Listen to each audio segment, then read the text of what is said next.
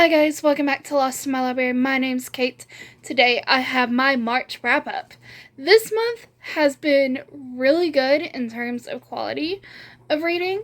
I think I read the best book I'm going to read all year this month. So, we'll get there. It's the last book I read this month. So let's just get on to it. First book I finished this month was Her Sister's Death, and this is by, oh goodness, I don't even know who this is by. I'm looking at my call pile right now. This is by, I don't think that's right.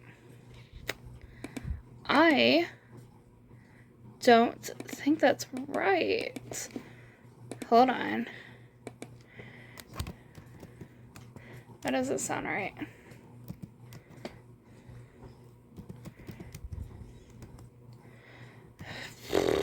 Getting on Goodreads right now. Okay. K.L. Murphy. That's who it's by. K.L. Murphy. This came in a Once Upon a Book Club book box. This was okay. It was dual timelines, and honestly, I don't think it should have been dual timelines. Because the dual timelines don't ever really connect in any memorable or substantial way. They just happened. It's about two different murders. One of them doesn't even happen until the end of the book. Two different murders, two different times, but at the same place, but they don't connect in any way other than they took place at the same place. There's just nothing connecting them, and it would have been a better book if it just either connected them in some way, or the two were just not, it was just one timeline. And I think that maybe the present timeline was a lot stronger of a story than the past, because trigger warnings for domestic abuse, and it just felt like there was a domestic abuse storyline, and that there's just not substantial, and it just wasn't all that necessary in the grand scheme of things. I was thinking it was going to connect in some way, but it really never did. So there's that. Then I finished, and yes, the video's coming soon. I just haven't filmed it. And that is 1:35 a.m. This is by Scott Cawthon and Elliot Cooper, Andrea Wagner. This is the third book in the Fazbear Frights series. This is a collection of short stories, and if you didn't know, I'm making a series where I read these short story collections and analyze it, look at it, how it could be connected to the greater scheme of things. This one, again, doesn't really have any connections to it, other than she looks like a baby, Eleanor. I heard, I know Matt Pat said that, like, people get on to him when he says that Eleanor is baby. I agree, because it looks like baby. I'm just saying, but video coming later. Next I read Be the Refuge. This is by Shenzhen Han. This is a Chinese Buddhist living in America, and just a nonfiction about their time, or just their lives of being a Buddhist, and explaining some things, and explaining how it's difficult being an Asian Buddhist in America when there's white Buddhism that's become prevalent, and it's hard. I give this 5 stars. Oh, I didn't mention it. I think I gave 3 stars to Her Sister's Death. I really don't rate these, so I give this 5 stars. I don't really know how to write nonfiction, because this is their story, so, like, can I really blame them for their story? No. It's their story. They're telling it. So, it's good. If you want some information about Buddhism, specifically Asian Buddhism, this is good. Then I read These Violet Nights by Chloe Gong. We're finished next. This is really good. I really, really enjoy this. I think I ended up giving this 4.5 stars. This is a YA historical fiction, urban fantasy. This is duology. I think I own the sequel to this. This is a Romeo and Juliet retelling set in Shanghai. I really enjoy this. I took a Shakespeare class in college. I'm an English major, so Shakespeare has just been a big part of everything. And I think that Chloe Gong wrote an interesting retelling of Romeo and Juliet having two gangs in Shanghai. Be this backdrop to it, and there being a disease and trying to figure out the disease. There's enough of this original story to see a lot of it, see the influences of it, and there's a lot of characters where I'm like, oh, okay, I see what you're doing. I think I see what you're doing. I'm intrigued to pick up the sequel. This has been an interesting read to be next to the best book that I read this month and possibly year. This is an interesting dual read with the other book. We'll get there. Then I finished... Oh, it's sitting right here. Then I finished The Beekeeper's... Whoop, it's upside down. Beekeeper's Apprentice by Laurie R. King. This is the first book in the Mary Russell and Sherlock Holmes series. This book series is like 17 books long. Something like that. It's wild how many books are in this series. I only own this one though. This is a historical fiction where Sherlock Holmes is much older now, and he's taking on an apprentice in Mary Russell, and they're solving mysteries. That's it. This reads very much like just a normal Sherlock Holmes novel. If you're into it, very much, it was pretty good. I gave it 4 stars. I enjoyed it. I probably will read the rest of the series. Not gonna lie. But it's a long series. So, it'll take a while. The villain at the end is interesting. Things don't really start connecting until about halfway through the book. Because it feels like there's a lot of little things going on. And then it just, like, goes, whoosh, like, into this big thing going on.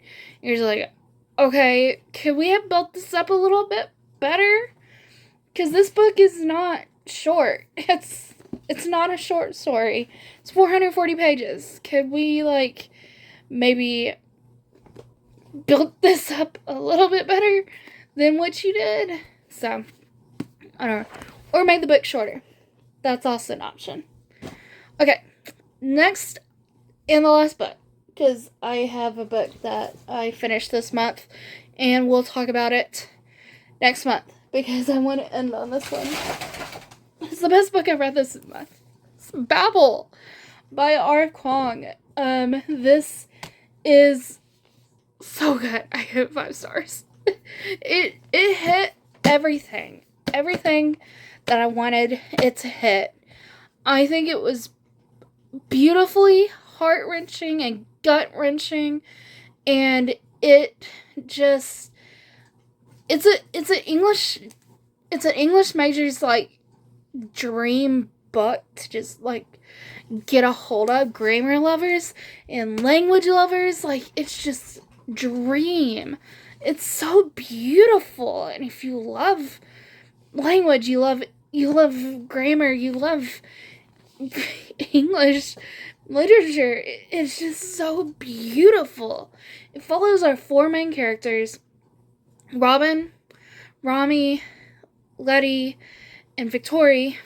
Victory. All 4 of them are minors. Miter.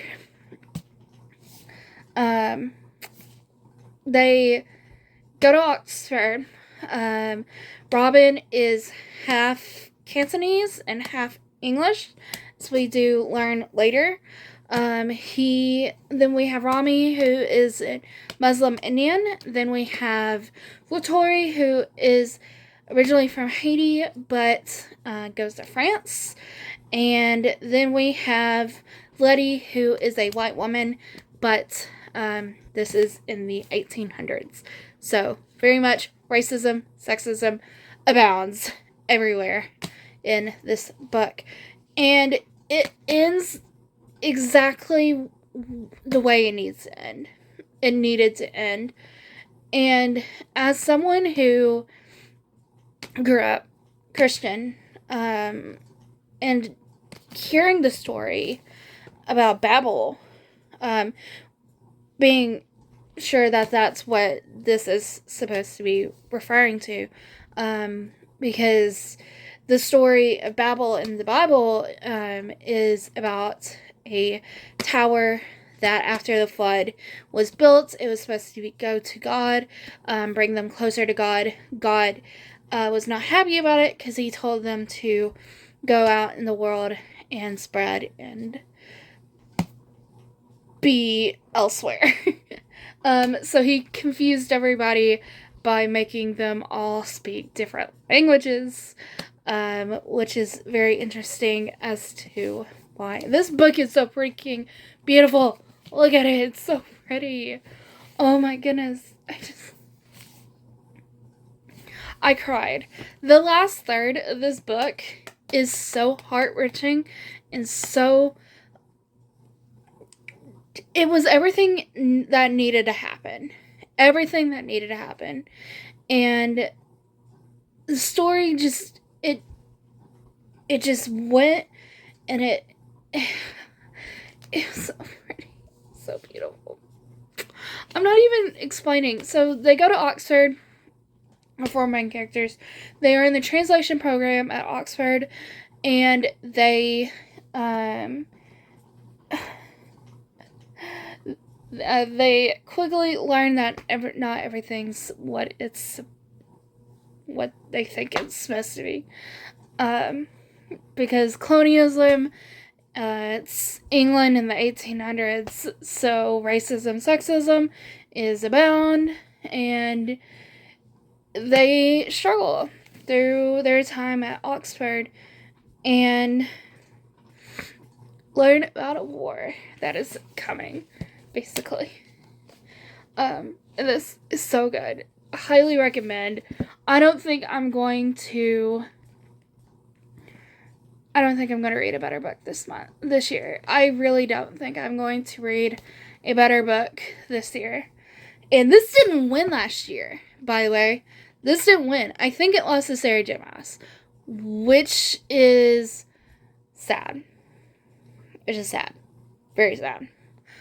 Because I had heard that book wasn't as good as the first book of that series. And it's Sarah J. Maas. And this was just so good. So good. And it's a standalone. So you don't have to worry about starting a new series. It's perfectly great by itself.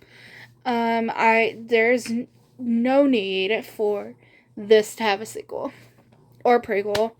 This is beautiful. It needs nothing else. I can't even think about what it would need. It doesn't need anything else. This is perfect. Basically, it's perfect. It's so... it's so good. It was so good. And I just I don't know. if you're worried, because R. Kwong wrote the Poppy War, so if you're worried about, because I know I haven't read the Poppy War, but its reputation precedes it in some trigger warning events that happen in it. There's nothing that dark in it. Maybe one scene at the very end, but it's not very graphic. It's not graphic. It's not on. I'm going to say it's probably not on the level of Poppy War. From what I've heard about the Poppy War, it's not on that level. It's just beautifully heart-wrenching, gut-wrenching, and you need to read it. It's beautiful. Alright, that has been the month of March. Such a great month for reading. I read very diversely this month. I read 3 books by 3 Asian authors. Over very different in of itself. If you're wondering, this and whatever. Oh, these Island Nights. Because Robin comes from China, and this is set in Shanghai. So a lot of the things that were happening, a lot of the issues that were being brought up about China in this book were being seen actually in this book. And it's very interesting reading these two very close together, because you're just seeing the issues that were very prevalent because of British colonialism in China. So, very interesting. Very, very interesting. Thank you guys so much for watching. If you did, leave a like, comment, subscribe. Have you read any of these books? How was your month of March? Let me know in the comments down below. Go be a good cabbage today. Do something kind for someone, even if it is for yourself, because self-care is important. I'll see you in my next video. Bye, guys.